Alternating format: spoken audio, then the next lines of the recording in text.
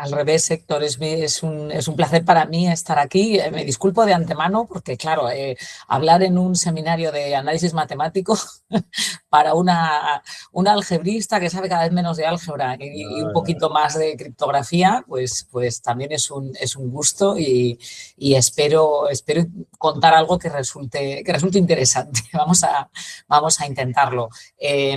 Voy a hablar de criptografía con y contra la tecnología cuántica, bueno, para dar un poco una vista general del tipo de trabajo que estamos haciendo pues una serie de personas, algunos muy conocidos de este grupo, en criptografía, un poco manteniendo en la cabeza el hecho de que las tecnologías cuánticas nos obligan a hacer una cierta renovación, como explicaré en las siguientes transparencias. Bueno, siempre me gusta poner algunos titulares de revista que son incluso un tanto cómicos, en los que se anticipa el apocalipsis cuántico, ¿no? El momento en el que cuando exista un ordenador cuántico, lo que llamamos criptográficamente relevante, toda la criptografía actual quedará obsoleta.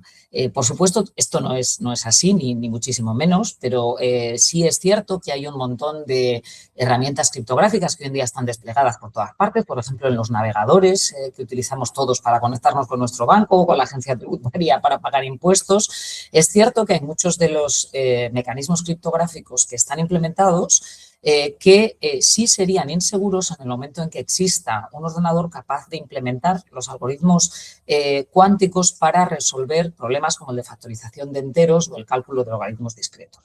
Pero como digo, no es tanto como uno encuentra a veces en titulares, ¿no? Por ejemplo, este titular del Wall Street Journal hablando de la amenaza cuántica o la amenaza de la computación cuántica a la seguridad americana, pues resulta un poquito incluso hilarante, ¿no? Porque si uno tuviese un ordenador cuántico, ¿qué otra cosa va a querer hacer, ¿no? Que amedrentar a las fuerzas de seguridad de Estados Unidos. Es un tanto exagerado y además probablemente las fuerzas de seguridad y los organismos de defensa de ciertos países están perfectamente preparados para no tener problemas con el advenimiento de la cuántica. Por otro lado, es importante también resaltar que las tecnologías cuánticas en criptografía también traen cosas positivas. Por ejemplo, los esquemas que se llaman QKD, que son esquemas de distribución de clave que explotan las propiedades de la mecánica cuántica para conseguir seguridad, de una manera que clásicamente no se puede encontrar. Bueno, voy a hacer una simplificación un tanto algebraica de cómo funcionan, de manera que yo creo que se puede ver muy bien qué quiero decir con esto de que explotan las propiedades de la mecánica cuántica.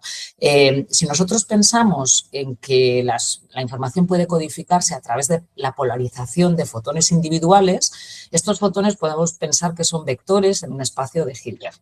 Y podemos fijar dos bases ortogonales, la base que llamamos rectilínea, que contemplaría dos orientaciones, vertical y horizontal, y la diagonal, ¿no? Que tendríamos orientación diagonal y contradiagonal. Entonces, podemos considerar, por ejemplo, si usamos la base más, esa base rectilínea, que con un fotón polarizado horizontalmente estamos codificando un 0, mientras que con un fotón con polarización vertical estamos codificando un 1. Entonces, de esa manera, si un individuo, por ejemplo, Alice, prepara una cadena de bits, una cadena de unos y ceros, puede decir, venga, cojo el 1, utilizo esa base rectilínea y entonces lo codifico a través de un fotón polarizado verticalmente. Cuando ese fotón llega al receptor, que tiene un detector para ese haz de luz, que también habría que ver cómo se pueden mandar fotones individuales, pero vamos a asumir que eso es posible tecnológicamente, bueno, pues el receptor va a tener un filtro para medir la polarización del fotón que llega.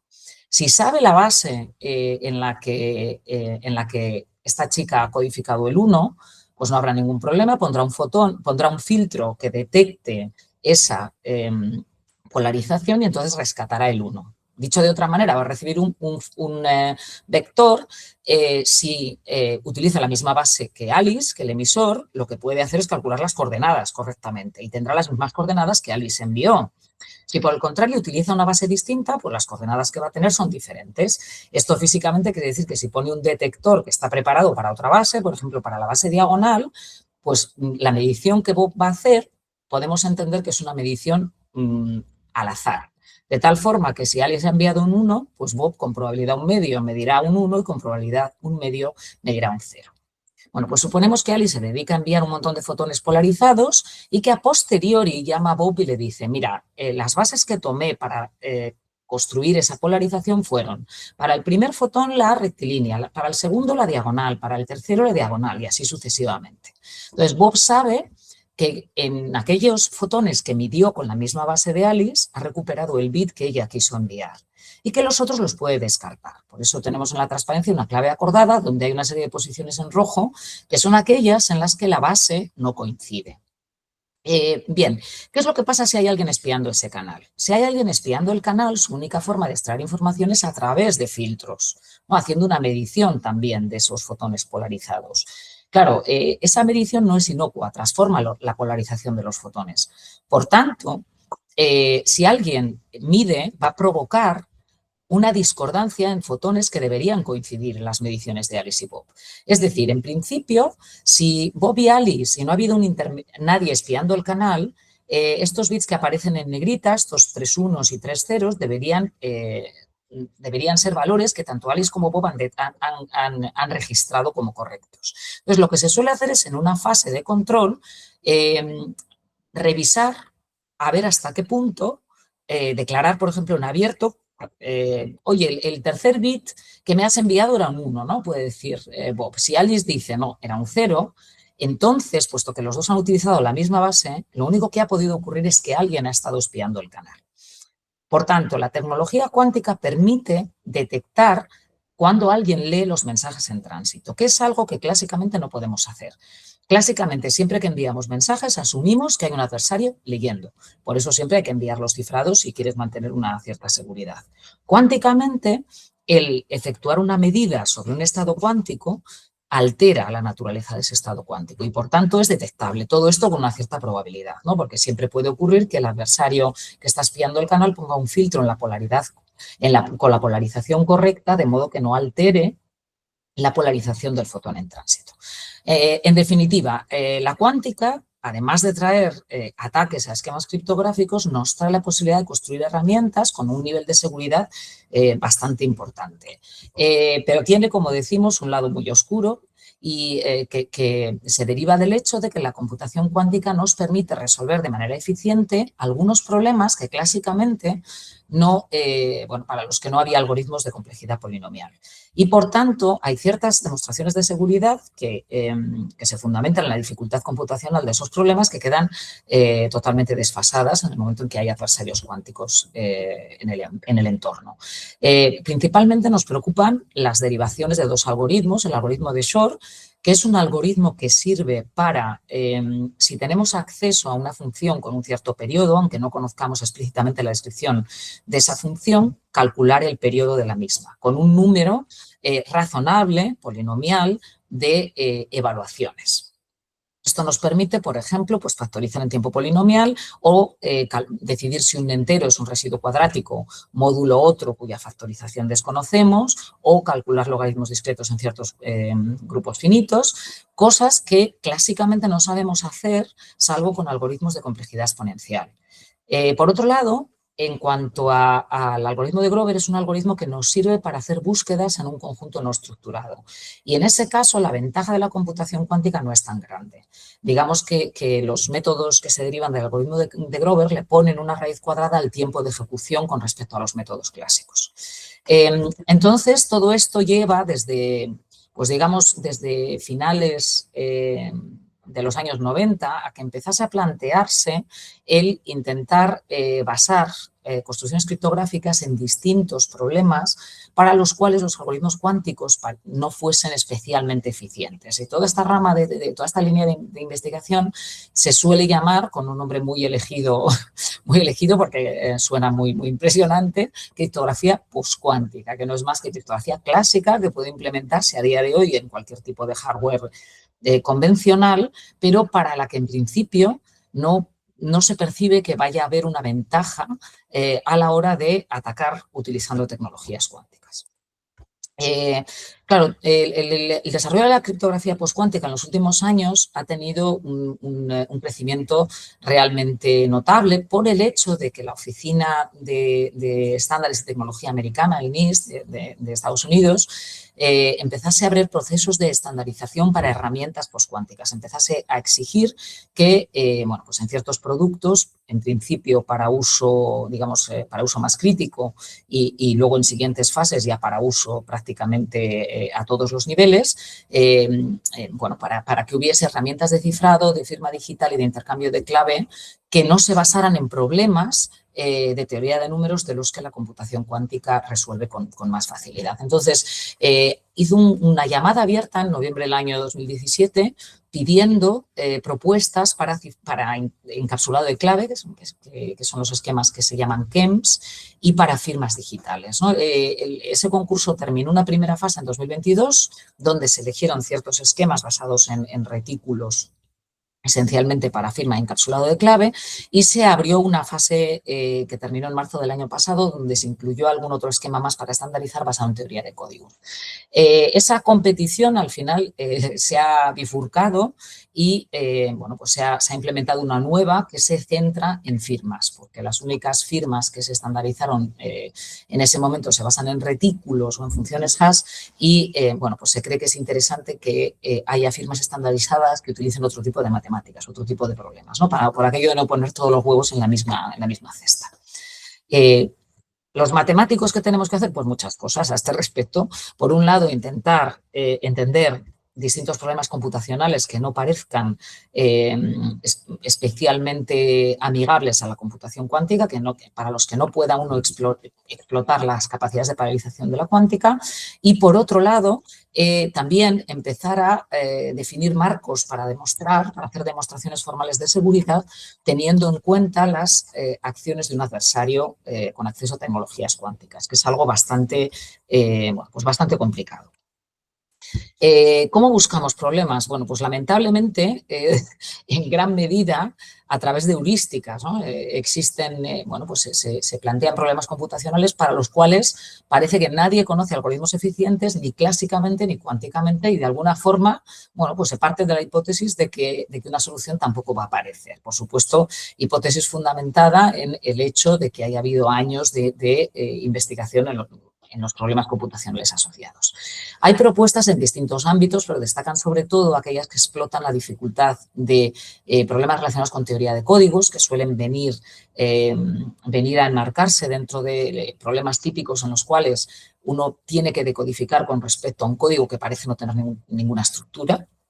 Problemas basados en retículos que tienen que ver con el cálculo del vector más próximo a un retículo discreto o el vector más corto, que son problemas equivalentes. Problemas basados en acciones de grupos sobre estructuras algebraico-geométricas, por ejemplo, acciones de grupos que me sirven para moverme en un grafo de isogenias, de curvas elípticas. También existen propuestas que explotan la dificultad de resolver sistemas de ecuaciones sobre cuerpos finitos que son no lineales, por supuesto. Y bueno, pues hay una infinidad de otras propuestas que utilizan criptografía simétrica de fondo o teoría de grupos, ya quizás que están recibiendo un poco menos de atención, ¿no? La verdad es que un enfoque formal que no tiene mucho éxito, pero que es muy interesante, es aquel en el que se intenta caracterizar qué problemas son más o menos amigables a la computación cuántica. Y este tipo de estudio suele formularse en términos de teoría de grupos. Se habla de un problema del subgrupo ocultos, una definición de principios de los 2000 de Halgren y Russell, para referirse a una situación en la que existe un grupo finito bien conocido a través, por ejemplo, de un conjunto de generadores y existe un subgrupo H que es un subgrupo desconocido de G.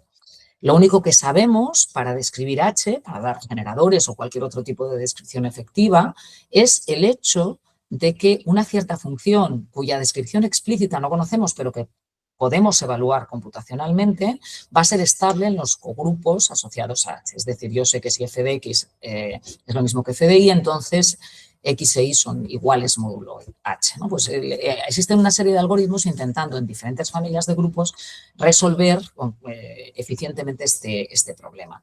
De hecho, para grupos abelianos existe un algoritmo cuántico muy eficiente que es similar al algoritmo de Shor para resolver este problema, para encontrar una familia de generadores del grupo H, del subgrupo eficientemente. Sin embargo, para grupos no abelianos el problema es mucho más difícil.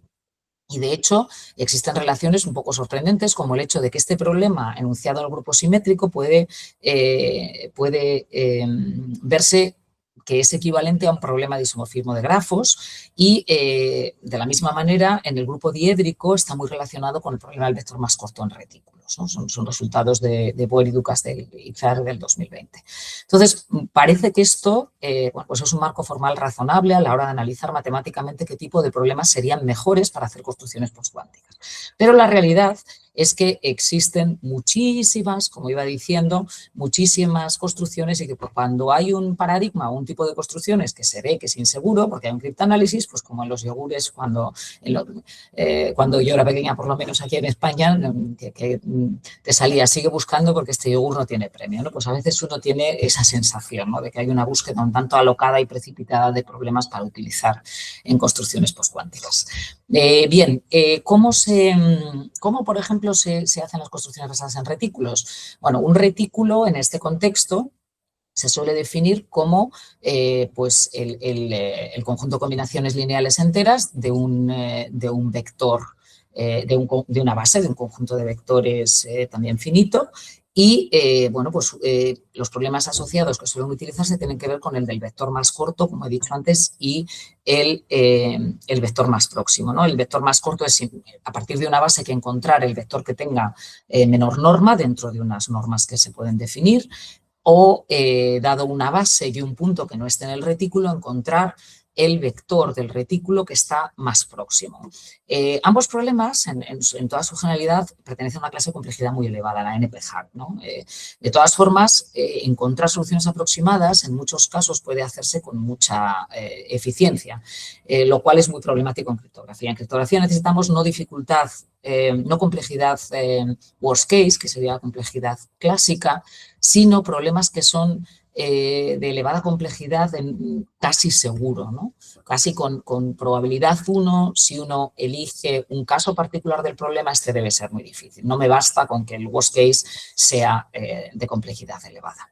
Y hay muchos problemas relacionados, como el llamado problema learning with errors sobre anillos, learning with errors sobre módulos, que de alguna forma tienen una estructura similar, ¿no? Solamente se cambia la estructura algebraica en la que viven los vectores de la base al final del día. Un ejemplo de cómo se puede utilizar esto para cifrar es una propuesta muy antigua, muy naif, ¿no? del año 97, de Goldreich, Goldwasser y Halevi, donde pues, directamente la generación de claves lo que hace es construir dos bases de un retículo de dimensión 2. Una es ortogonal, que la ponemos en rojo porque hay que mantenerla en secreto, es la base buena, y otra que es una base aleatoria, B1, B2, que no son vectores ortogonales. Entonces, a través de una clave pública, que sería la base mala, y un mensaje, que serían dos coordenadas, lo que el cifrado de ese mensaje será el vector que se construye tomando el mensaje como coordenadas sobre la base mala, al que le añadimos un cierto error. Entonces, el texto cifrado de salida sería ese vector v más un cierto error que está controlado porque sabemos cómo se elige, ¿no? Con qué distribución de probabilidad sigue. Para descifrar, el que tenga la base ortogonal puede aplicar un algoritmo que existe muy eficiente para encontrar el vector v', que es el vector que está en el retículo y que es el más próximo al cifrado. Y de esa forma va a ser capaz de extraer las coordenadas M1 y M2 del mensaje original. Aquel que no sea capaz de resolver el problema del vector más corto a partir de la base pública, que en principio se asume que es la situación en la que se encuentra un adversario, pues no va a ser capaz de descifrar, ¿no? Este sería una simplificación de cómo se puede hacer un esquema de cifrado a partir del problema del vector más corto en retículos. Cuando se utilizan códigos, la idea que hay por detrás es muy similar. Lo que se hace es, encrypt to encrypt, aquí tengo unas ratas, encode to encrypt. Lo que se hace es codificar para cifrar, entendiendo que aquel que quiere descifrar sin la clave secreta se enfrenta a un problema general, genérico de decodificación. No puede apreciar ninguna estructura. Y lo que hay es una alternativa, una estrategia para decodificar especial que solo puede implementar aquel que tenga una información adicional que se materializa en una clave secreta. En cuanto a los ejemplos, por ejemplo, basado en acciones de grupos sobre isogenias. Bueno, la idea es hacer algo parecido a lo que se hace en criptografía clásica, en criptografía precuántica, cuando uno tiene un problema de logaritmo discreto finito, ¿no? Difícil, en un grupo cíclico finito. Si tenemos un grupo cíclico finito y publicamos un grupo G, publicamos un generador G minúscula, para intercambiar una clave criptográfica, dos actores, Alice y Bob, lo que pueden hacer es elegir cada uno de ellos un cierto exponente. Alice elige A minúscula, Bob elige B minúscula, lo mantienen cada uno en secreto y por el canal se intercambian la potencia asociada a su exponente secreto, ¿no? Alice envía G elevado a A, Bob envía G elevado a B y, por supuesto, ambos son capaces de construir G elevado a A por B, que es un elemento del cual extraen una clave secreta. Aquel que vea el canal, si no puede extraer esos exponentes, si no es capaz de resolver lo que se llama el problema del logaritmo discreto en el grupo G, pues no va a ser capaz de calcular la clave que comparten solo Alice y Bob. ¿Cómo se hace eso con isogenias?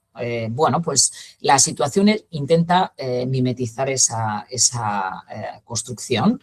La información pública es una cierta curva, una curva supersingular, definida sobre un cuerpo finito, y la idea es que tanto Alice como Bob se fijan en el grupo de puntos de esa curva, se le da una estructura de grupo con una cierta multiplicación, y lo que hace cada uno es fijar un cociente, ¿no? Pensamos que son grupos finitamente presentados, pues lo que construye cada uno de ellos es un conjunto de relaciones que al final lo que hace es mandar muchos elementos al neutro, ¿no? Y entonces describe un cociente del grupo de partida. Alice tiene su cociente, Bob el suyo. Intercambian cierta información en el canal de forma que en última instancia los dos son capaces de construir el mismo cociente del grupo inicial asociado a la curva, donde se están añadiendo las relaciones adicionales o los ceros adicionales que ha elegido Alice y los que ha elegido Bob. El problema es cómo hacer esa comunicación pública sin filtrar demasiado, ¿no? La primera propuesta que hubo para un esquema de este tipo, que es el esquema llamado SAIC de 2011, fue uno de los preseleccionados por el NIST como estándar criptográfico. De hecho, en Rusia se declaró Forsythia, que era un esquema basado en esta idea, como estándar de criptografía postcuántica, y poco después se encontró para estos diseños un criptoanálisis que se podía ejecutar en un ordenador clásico y además bastante rudimentario, con lo cual, bueno, pues ahí no teníamos el problema del adversario cuántico, sino el del adversario clásico. Como comentaba, en cuanto a construcciones que se basan en lo que llamamos criptografía multivariante, la idea es explotar problemas que tienen que ver con la dificultad de resolver un cierto sistema de ecuaciones polinomiales dentro de pues de manera eficiente, ¿no? Si tenemos una serie de polinomios P1, P1, que todos podemos suponer, por ejemplo, que son cuadráticos, habría que encontrar un punto que fuese pues un cero de todos estos polinomios. Hay bastantes esquemas, como por ejemplo Rainbow, que fue uno de los esquemas que más lejos llegó dentro del concurso del NIST inicial. Ahora mismo hay varios esquemas como Mayo que continúan siendo evaluados para estandarización, y la única propuesta que ha salido de España para el concurso del NIST, de hecho, es el esquema DME de un grupo de la Complutense que pertenecía a este paradigma. Pues fue un esquema que analizaron, que rompieron en segunda ronda, pero bueno, también es una cosa interesante ver cómo distintos grupos europeos y de hecho de todas partes del mundo hicieron propuestas al concurso de estandarización del NIST, ¿no?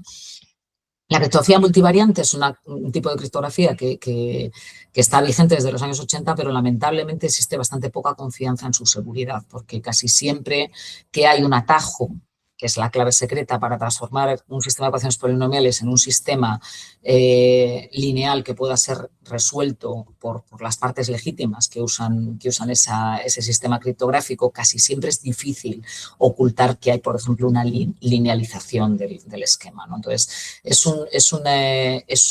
un tipo de construcción criptográfica que se lleva intentando más de 40 años y, bueno, pues casi siempre, o la historia nos dice que casi siempre este tipo de propuestas acaban siendo criptoanalizadas, se acaba viendo ataques.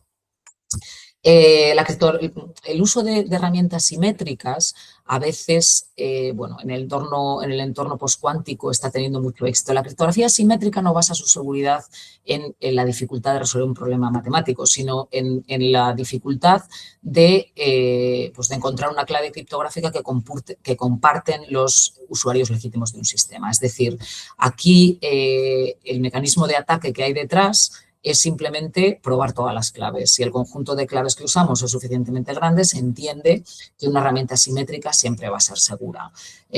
Claro, este tipo de construcciones están muy bien entendidas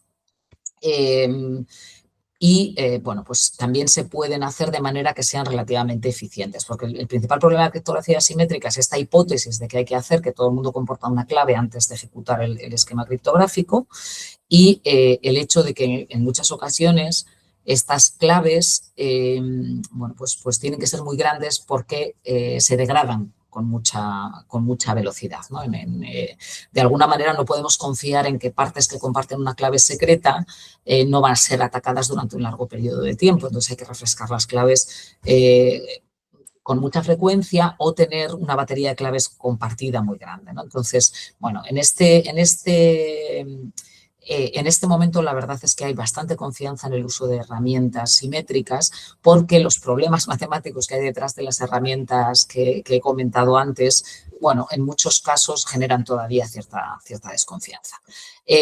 Como decía, lo interesante de este proceso de estandarización en postcuántica es que es un esfuerzo realmente colectivo, pese a que el que lleva la voz cantante una vez más no ha sido Europa, sino que ha sido Estados Unidos con este concurso del NIST. La verdad es que hay muchísimos grupos europeos, latinoamericanos y asiáticos que han participado y además se ha hecho con relativa transparencia, porque todos los esquemas propuestos, bueno, pues se da acceso a la implementación, a las demostraciones de seguridad y en definitiva es un proceso mucho más transparente de los que estábamos acostumbrados a ver, ¿no?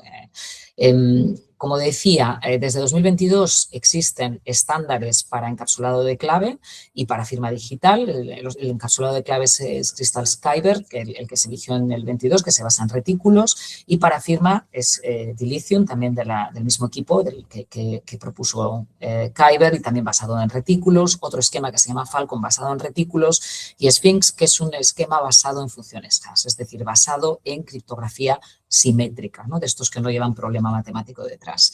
El año pasado, en marzo, cerraron la estandarización eligiendo otro esquema que se llama HQC, basado en teoría de códigos, y se inició el concurso para firmas.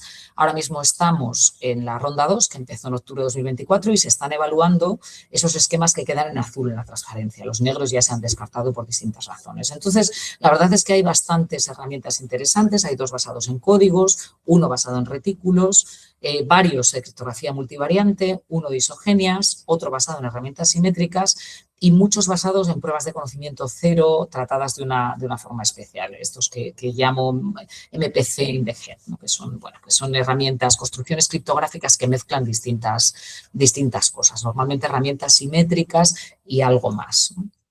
Un proceso de computación distribuida.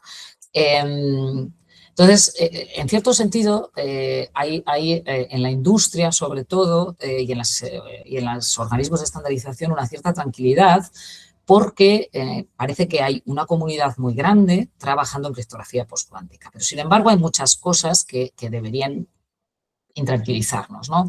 La primera es que no tenemos claro cómo se comportan los adversarios cuánticos. La segunda es hasta qué punto es razonable hacer una migración a sistemas postcuánticos tan acelerada como ahora mismo está, por ejemplo, recomendando la Unión Europea, sin que los problemas matemáticos asociados hayan pasado por el escrutinio que sería deseable, ¿no?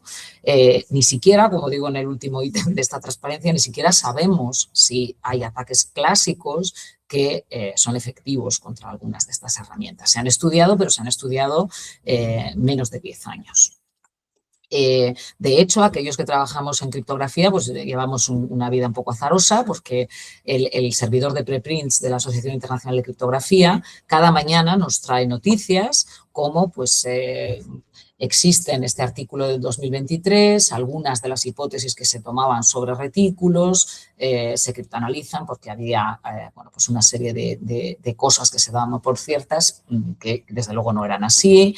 Este artículo de 2022 fue justo en el que se rompió el esquema basado en isogenias poco después de que el NIST lo hubiera señalado como un candidato robusto para estandarización. Ataques en implementaciones que no dependen tanto de las matemáticas, sino de cómo se pasa del diseño en papel al diseño real, aparecen continuamente, etcétera, ¿no? Mejoras en los algoritmos. Este artículo fue pavoroso. En 2024 parecía que había un algoritmo cuántico para resolver el problema del vector más corto, ¿no?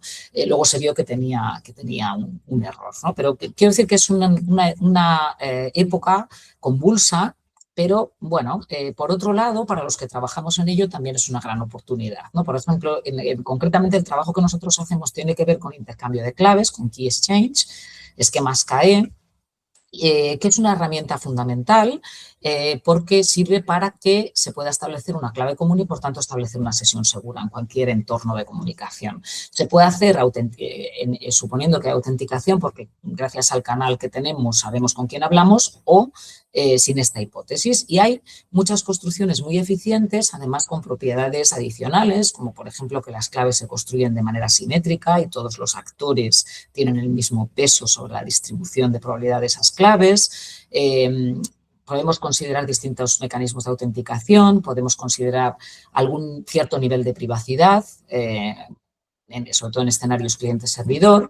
Y, bueno, en nuestro caso, por dar una pincelada del trabajo que hacemos, intentamos trabajar en escenarios que involucran a más de 2 usuarios, ¿no? Que es lo que pasa si Alice y Bob conocen a alguien más, ¿no? Entonces, el diseño de los protocolos enseguida se complica, porque la red de comunicaciones es más complejo, también el modelo de honestidad varía, porque si tenemos más de 2 usuarios, un tercer usuario, además de violar digamos, la privacidad de la clave, puede tener otro tipo de objetivos abyectos, como el de conseguir echar a alguien del grupo sin que los otros lo noten, o conseguir que alguien acabe con una clave diferente a los demás.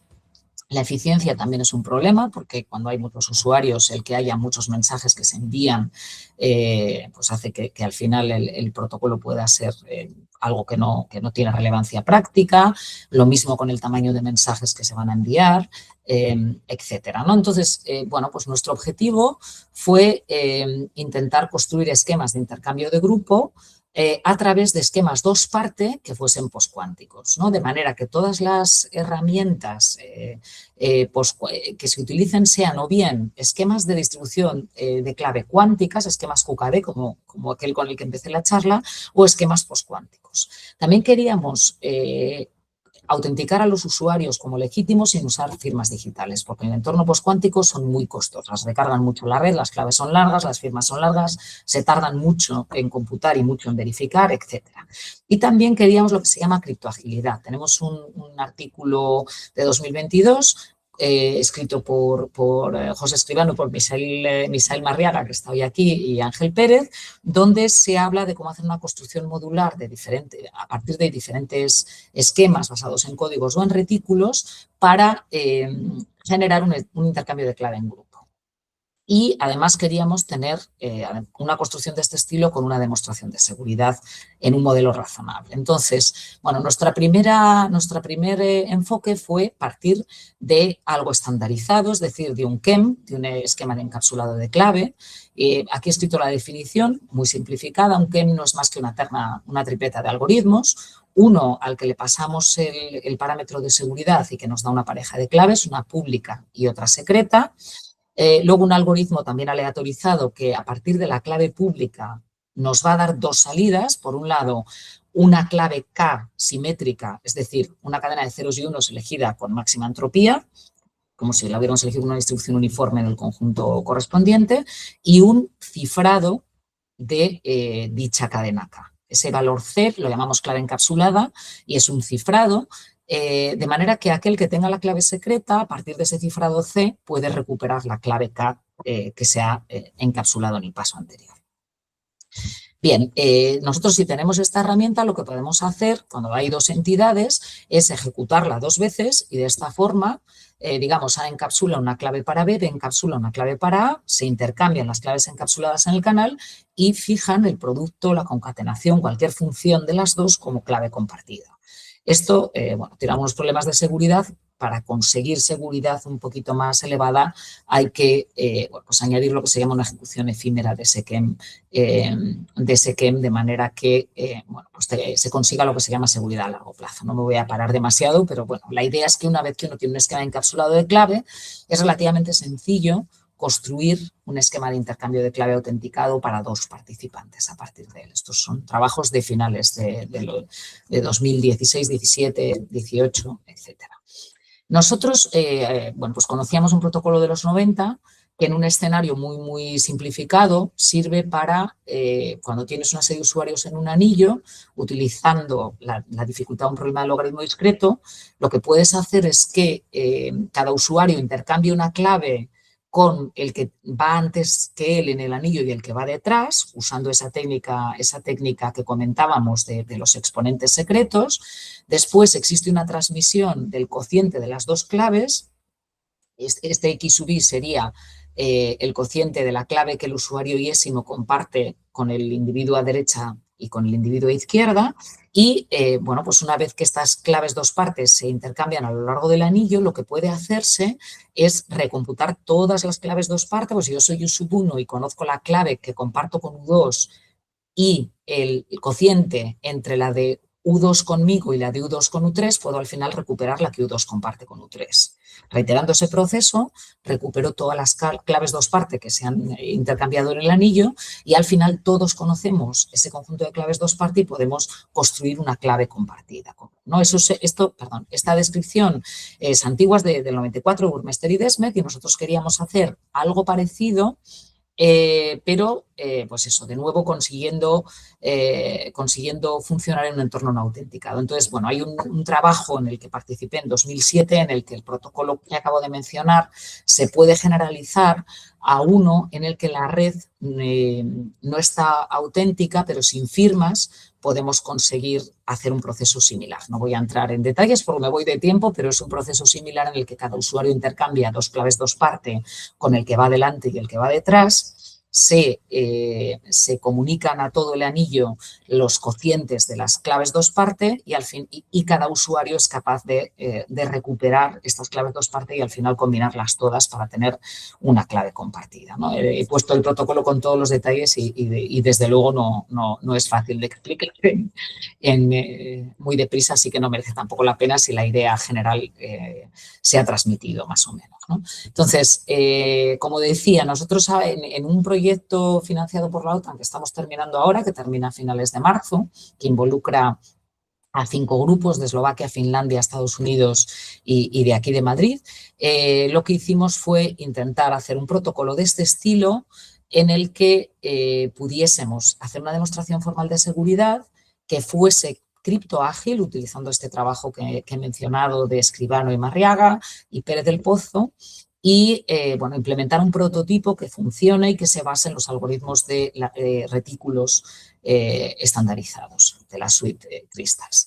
Y bueno, pues la idea, este trabajo lo he realizado en colaboración con Rainer Steinman de la Universidad de Huntsville, de Alabama en Huntsville, mediante la cual pues generalizamos esa construcción a través de un anillo de participantes. Lo que ocurre es que en nuestro anillo ahora lo que tenemos son líderes de pequeños clústeres de usuario, de tal forma que dentro de cada clúster se intercambia una clave. En algunos clústeres se hace una distribución cuántica de claves, si hay esa posibilidad, si son dos y tienen esa tecnología. En los clústeres más grandes se utilizan esquemas de grupo postcuánticos y los líderes de los clústeres hablan entre sí para mezclar material de clave. De tal manera que si tenemos aquí, por ejemplo, 3 clústeres y 3 líderes, lo que hacen de nuevo es soltar al canal la suma binaria, que sería bueno, pues el cociente, si pensamos que trabajamos con vectores binarios, de las claves compartidas con los líderes que tienen a derecha e izquierda, y de nuevo el truco es recuperar las claves dos partes que se han compartido en toda la red de clústeres para poder de esa forma construir una clave de sesión con la mezcla de todas estas claves, ¿no? Esto es un poquito la historia. Este protocolo, la verdad es que bueno, tenemos confianza, porque hemos hecho muchas pruebas, de que funciona bueno, pues de una manera bastante razonable. Hemos implementado una aplicación de chat. Por supuesto, esto no ha sido los matemáticos del equipo, sino los equipos de implementadores que hay en Eslovaquia y en Finlandia. Y bueno, si alguien tiene curiosidad al respecto, está aquí la página web del proyecto, en la que se puede encontrar tanto el artículo donde se describe el protocolo, como la demostración de seguridad, como un vídeo sobre la aplicación de chat que hemos desarrollado. Entonces, voy a concluir aquí. Sé que he ido muy deprisa, he dado pocos detalles, pero bueno, espero que mi intención, que era transmitir la idea general del tipo de trabajo que se hace en el ámbito de postcuántica y el tipo de trabajo que estamos haciendo, haya bueno, pues quedado patente, y por supuesto me quedo a disposición de los asistentes por si alguien tiene alguna pregunta o algún comentario.